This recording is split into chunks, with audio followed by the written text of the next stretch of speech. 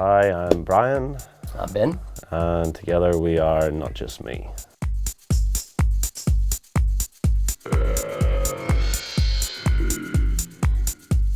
I'd met Ben probably around 2012, 2013. Ben was already a resident Revolver. Started listening to his productions. Stuff he was making was awesome back then. And then, yeah, just from there, just kind of, became friends, I guess, just through revs.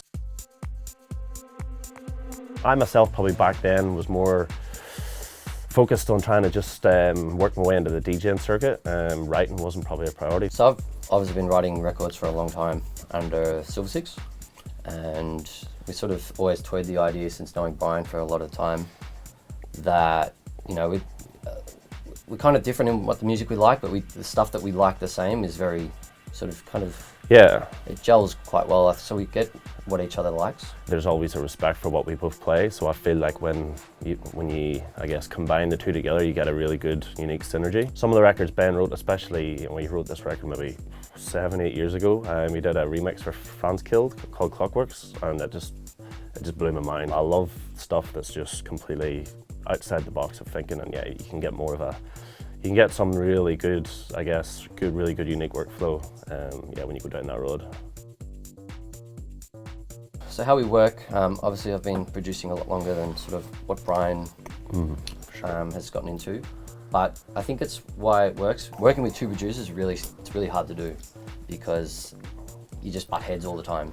So it's great to sort of, like, Brian knows the ideas that he sort of wants to have, and, you know, creatively he has it, and just putting it on to paper as such is, I suppose, where I come in, and I think it just gels really well like that. It was really a breath of fresh air when we did say, let's go for a jam, just see what happens, and obviously naturally it just came together. It was like, it's like Ben was like in my head, I could just be like, I know what, like I would say, try and explain the way I would want to write a synth or want to write something from scratch, and he's like, yep, cool. He's like, straight away he knows how to get it on there. And then at the same time, if I'm like, oh, can we maybe do this? And he's like, that's not going to work. I'm like, I completely get it. You know, it's like, it's about the balance between, you know, getting your ideas forward, but also knowing, you know, to use each other's strengths and utilizing them.